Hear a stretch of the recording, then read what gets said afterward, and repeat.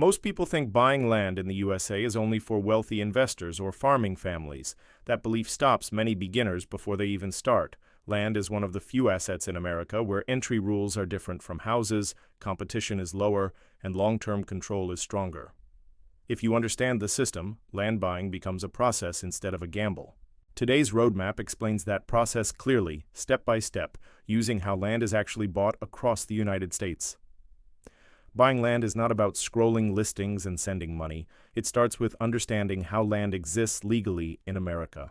Every piece of land has a recorded identity at the county level.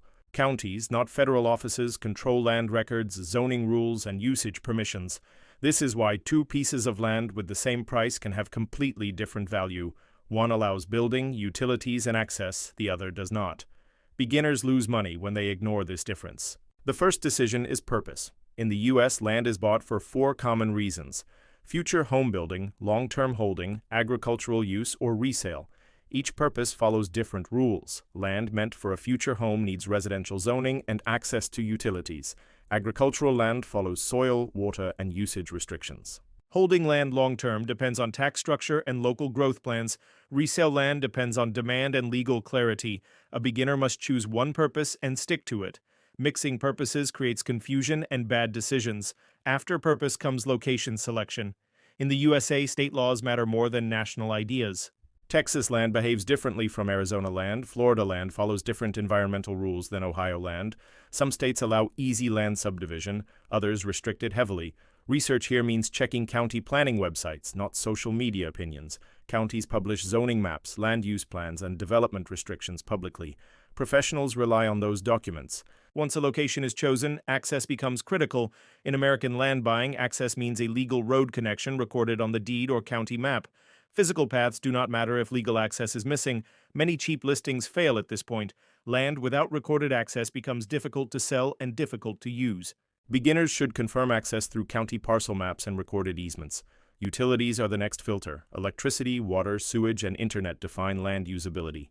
In many U.S. rural areas, utilities are not automatic. Power companies require distance checks. Water may require a private well permit. Sewage may require septic approval.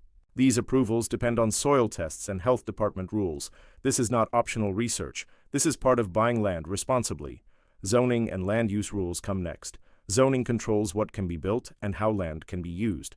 Residential, agricultural, mixed-use, and conservation zoning all exist. Zoning can also control minimum building size, setbacks, and mobile structure rules.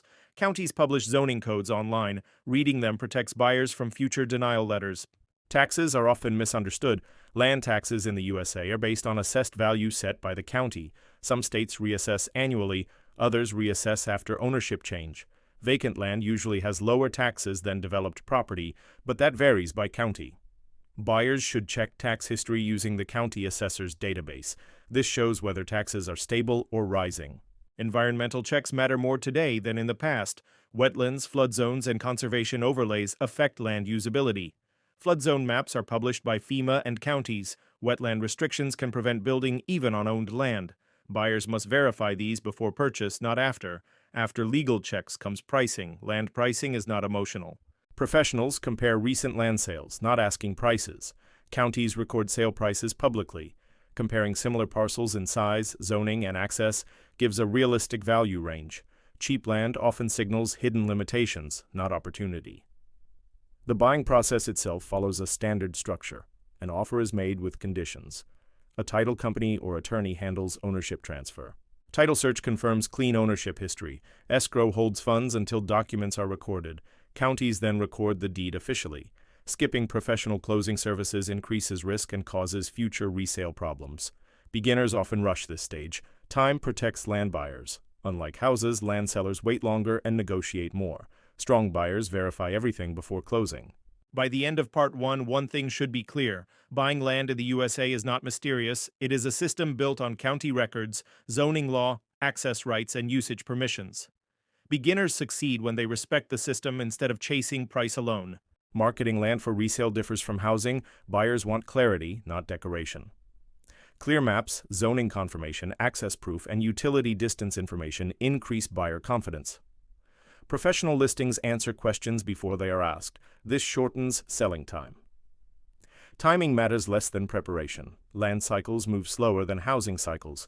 Panic selling usually causes losses. Professionals plan holding periods conservatively and avoid forced exits. One overlooked advantage of land is flexibility. Land does not depreciate like structures. There is no roof to repair or interior to update. Value depends on legal clarity and location. This simplicity attracts long-term planners. Another overlooked factor is local relationships. County offices, surveyors, title agents, and utility providers become valuable contacts. Professionals communicate clearly and respectfully with these offices. Information flows faster when relationships exist. Technology helps but does not replace verification. Online listings, maps, and databases provide starting points. Final decisions require direct confirmation from county sources. Professionals cross-check everything. Risk management defines professional behavior. Buying fewer parcels with clean documentation beats buying many cheap parcels with hidden problems. Capital protection comes before profit. Ethical buying matters. Transparent negotiations and honest disclosures protect reputation. Land buyers who build trust gain better deals over time. Counties and sellers remember reliable buyers. The American land system rewards patience, research, and discipline. It does not reward shortcuts. Beginners who treat land as a long-term asset rather than a quick win perform better. By now, the roadmap should feel clear. Purpose defines location. Location defines rules. Rules define cost. Cost defines strategy. Strategy defines outcome. Each step builds on the previous one. Buying land in the USA is not reserved for insiders. It is accessible to anyone willing to respect the process.